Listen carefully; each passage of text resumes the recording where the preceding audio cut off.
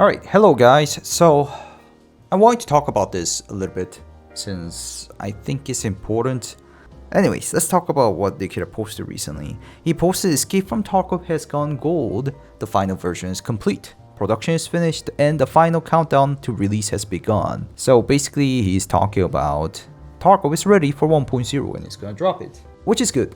And then I just say good luck on their launch. Really hope the launch day is unlike every other wipe first day, no sarcasm. I do want to say guys, I don't recommend you guys to play on first day. It's gonna be a disaster. Some people are saying it has been good recently, but nope. If you guys remember the collective memories of how the wipe days were, it was always messy. There was always a problem for like at least 24 hours into the wipe. There's gonna be an issue. It's gonna be hard to actually get into the queue, or it's gonna be taking forever to get into the matchmaking, or there's gonna be a bunch of bugs that's gonna cause a lot of problems, especially when there's a lot of contents. But this time it's gonna be 1.0. They're adding so many stuffs, so many things. So I highly doubt it's gonna be smooth. So what I even recommend is take your time to play 1.0, even for a week. Maybe the first day you guys can check out content creators. I know I'm like promoting myself a bit, but you guys can check out me streaming 1.0, but it's gonna be messy. It's gonna be hard to get in. There's gonna be a lot of issues. I think a lot of OG Tarkov players will understand what I'm saying. I think the first day of the wipe, especially first day of the launch day, it's gonna be really bad. So I think it would be even better for you guys to just watch content creators or streamers suffering from issues. But just a suggestion, of course, you guys might want to hop in and join up. It's just a suggestion. Not trying to be negative, it's just facts that what we have experienced until now. Anyways, that's good and all. But where my concern starts is basically PvE contents. Not only PvE, even PvP I'm going to talk about.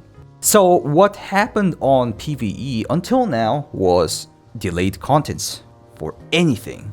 A lot of things. I know they've been caring about it a little bit more nowadays, but before they have been delaying. The biggest example, which was ref and hardcore wipe, or softcore wipe, or the hideout changes. It's just weird that PvE players get less or delayed content even though PvE players have paid more than pure PvP players. Now Nikita is, trying to communicate with PvE players more. I'm guessing they actually realize more and more that PvE players I know a lot of PvE players who pays more money than PvP players. Especially Arena has been linked. Now Arena linked, all those skins can be almost used in PvE. I know there are some skins that are still not possible from Season 0 Battle Pass. I don't know why. See, this is what I'm talking about. There's delayed contents. Anyways, those kind of things are bringing more money to battle state games. Even though people are PvE players, pure PvE players will even buy Arena to get the Battle Pass stuffs. It's wild. I didn't expect that too.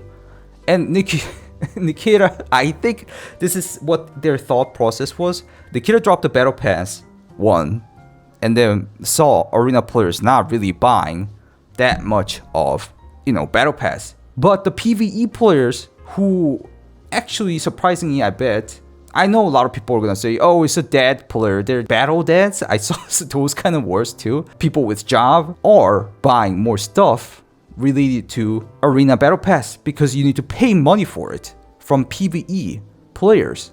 I think that's what Nikita saw and then started to comment about PvE communication more, which I posted a video about like a couple days ago.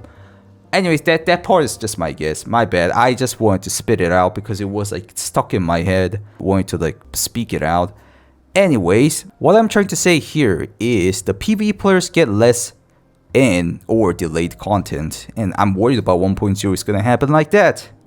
I get the spoilers can happen faster if PvE players with a lot of progress don't wipe. We understood that part. But delaying contents for PvE for that is just weird. I'm not saying it's gonna happen like that, but BSG have been doing that, and I'll tell you guys why I have these concerns again. Anyways, this is just my guess, because some people are thinking that I have a statement from Nikita or BSG saying they're gonna delay contents for PvE. The only statement is that you need to do your manual wipe to get the end content. That's the only statement from Nikita or BSG we got. But whatever the reason is, the PvE content getting delayed is super weird due to the reasons I talked about, and Nikita doesn't want PvE players to have fast progress to not spoil the game. And he talks about that in this video. I already showed you guys this video too much, so I'll show you guys the really short part of it. High chance that PvE will also be wiped, but not forced wipe. It will be said if we want to experience the final missions, the end game content, you will need to apply the wipe for your account. Otherwise you can continue playing with your progression, but you won't be able to start the final missions. It is being done for the sake of, I don't know, not spoiling the whole concept of the end game missions. I'm 99% sure there's gonna be a data miner who will find out and spoil the ending or the end game everywhere. Or some PvP chats who will be playing in one account with 5 people just swapping around on one PC or one account to the ending within 48 hours to spoil things. But I do need to mention also that they have their own measurements about data miners or people who spoils things too quickly. They have a measurements called time gating content, releasing things slowly, which I hated so much. Especially for the legitimate players, you do a bunch of quests with your time spent in, you invested your time, you even take a break from your work and focus on it. But at some point it's oh, wait 24 hours for next content. There's a bunch of quests telling you to, okay, I need to prepare something. The mechanic tells you, I need to prepare something, so come back in 24 hours.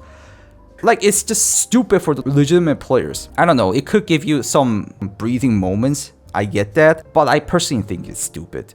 I get why BSG is doing that, to not spoil things, to not get data mined, but I personally think they should just let it go, or maybe find another way. It just feels like shite. What do you guys think about that? Do tell me in the comments. Some people were misunderstanding whenever I posted some posts about it. PvE is not getting delayed content. Nikita didn't say that, which they are right, but I want to mention why I have a reasoning about PvE contents getting delayed, and PvP even might get delayed. I've been mentioning this couple videos, a lot of videos actually earlier. What's gonna even happen to PvP will very likely gonna be at least time-gated contents. Not only PvE, but also PvP, just because of the data miners I just mentioned about. And not only the data miners they're worrying about, they're trying to control your content consumption speed, which I can understand from the developer's perspective, but I think it's really annoying for the gamers. Obviously, you guys don't want them to control your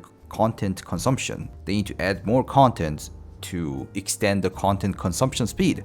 The big reason behind this is they tested us with hardcore wipe most recently.